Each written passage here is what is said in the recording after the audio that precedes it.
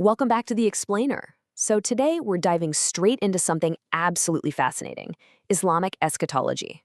We're looking at centuries-old texts to see exactly how they build this massive, incredibly dynamic narrative about the final days of human history. Let's just jump right into it. It really brings up a massive question. How exactly does a centuries-old religious tradition map out the dramatic final days of human history? Because these apocalyptic narratives, they aren't just ancient mythologies, right? They're living, breathing frameworks. They actively shape historical movements and contemporary beliefs all across the globe. So today we're going to break down the timeline, the key characters, and the profound real-world impacts of these prophecies. Just to give you a quick roadmap for this explainer, we'll be exploring the concept of occultation, the minor signs of the end, the rise of the Sufyani, Yamani, and the resistance, the major signs and battles, and finally, wrap it up with history and modern interpretations. Okay, let's start with the foundational lore that really sets the stage for the apocalypse. Section 1, the concept of occultation, or the Mahdi's concealment. To really understand Islamic eschatology from a religious studies perspective, we first have to wrap our heads around occultation, or khayba in Arabic. Basically, this refers to the state of concealment of a central messianic figure known as the Mahdi. The entire apocalyptic timeline completely revolves around his eventual reappearance. He's prophesied to return and basically fill the earth with justice and peace, right after a period of intense global tyranny. Now, there's a super fascinating split in Islamic theology regarding this figure. In 12-verse Shia belief, which, by the way, makes up about 85% of the Shia population, the Mahdi is their 12th Imam, Muhammad al-Mahdi. Their tradition holds that he was already born, escaped Abbasid persecution, and went into a major occultation way back in 941 CE, being providentially kept alive by God to this day. On the flip side, the Sunni perspective views the eschatological Mahdi as a future figure, someone who literally hasn't been born yet. As an impartial look at the source material, it's just really interesting to see how both traditions deeply revere this ultimate savior, even if the mechanics of his existence differ. But before this great figure can arrive, the world has to undergo a severe period of decline. That brings us to Section 2, Minor Signs of the End, a World in Decline. The religious sources provide this massive, almost overwhelming list of what are called minor signs, and they generally group together semantically. First off, there's societal decay. We're talking a total loss of honesty, a weird increase in sudden deaths, and pointless killings known as al-Harj. Then we see economic shifts. People competing to build excessively tall buildings, which sounds pretty familiar, right? Plus a really fascinating prophecy that the Euphrates River will uncover an actual mountain of gold, causing massive global conflict. And finally, moral shifts. The spread of usury, widespread rejection of prophetic traditions, and just general religious ignorance. Essentially, the sources are describing a world that completely prioritizes wealth and power over morality. And honestly, this environment of complete decay perfectly sets the stage for the narrative's primary antagonist. Let's step into the character-driven epic portion of this explainer, with Section 3, the rise of Sufyani, antagonist of the end. Looking at this from an academic lens is super interesting. Studies, like those published in the International Journal of Multicultural and Multireligious Understanding, have meticulously cataloged the crimes of this tyrant, known as the Sufyani, drawing on both Shia and Sunni traditions. It just goes to show how seriously scholars analyze these prophecies to understand the broader apocalyptic literature. The sources paint an absolutely terrifying picture of the Sufyani. He's prophesied to massacre Muslims and religious scholars who refuse to legitimize his crimes. He commits horrific atrocities, slaughtering women, children, even pregnant women. His reign of terror literally forces 130,000 people to flee toward Kufa.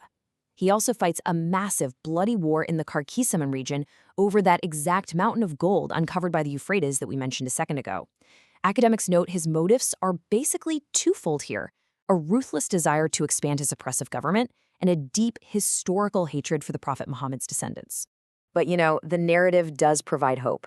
Let's shift our focus over to the eschatological ally who emerges to counter all this chaos. Section 4, Yamani and the resistance, the righteous ally.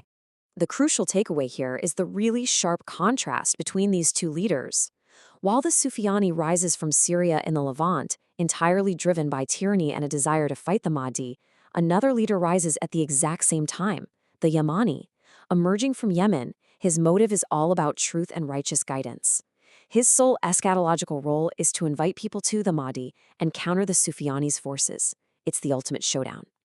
The sources actually place immense weight on rallying behind this specific figure. Just listen to this quote from the Shia Imam Muhammad al-Baqir. He says, "When he rises, join him immediately, for his flag is the flag of guidance and prosperity, and no Muslim should oppose it." I mean, that commands incredible urgency, right? Believers are told to join Yamani's resistance the very second he appears. So, how does this all build toward the breaking point?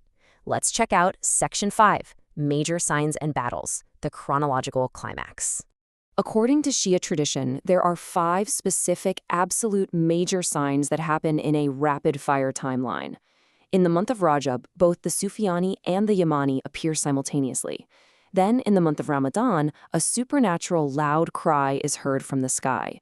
Shortly before the Mahdi's full arrival, a completely innocent descendant of the Prophet, known as the Pure Soul or Nafs el-Zakiyah, is murdered in Mecca.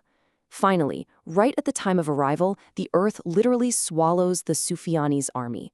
Let's zoom in on 2 of those supernatural events real quick. First up, the loud cry. This is described as a massive, undeniable global announcement of the end times. The angel Gabriel shouts from the sky, calling out the name of the Mahdi. And incredibly, the tradition states that every single person on earth will hear it in their own native language. There's literally no way to miss it. Then we get to the defining eschatological victory, Hasful Ba'ida. When the Sufyani realizes the Mahdi has appeared, he sends a huge army to fight him.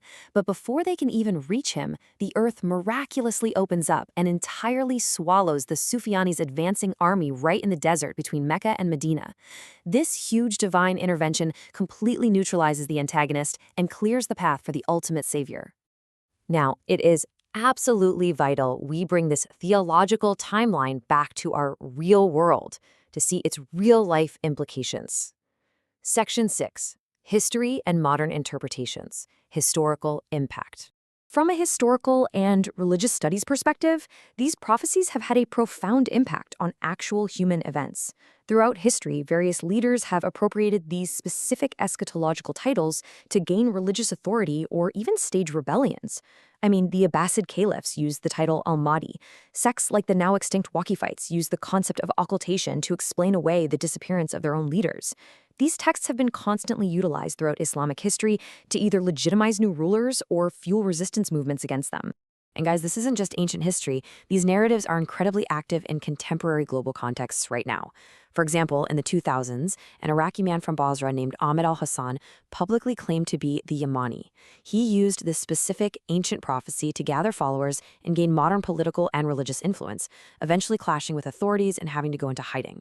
It really proves that these are living, breathing political tools just as much as they are theological texts. Which brings us to our final point, and a question I really want to leave you pondering. How will apocalyptic literature continue to shape human behavior, political movements, and our collective vision of the future? Because when ancient texts outline the end of the world this vividly, people are inevitably going to try and find their place within that story, sometimes with world-altering consequences. Thanks so much for joining me on this explainer today. I really hope exploring this deeply complex, fascinating topic brought you some fresh insights. Keep learning, and I'll catch you in the next one.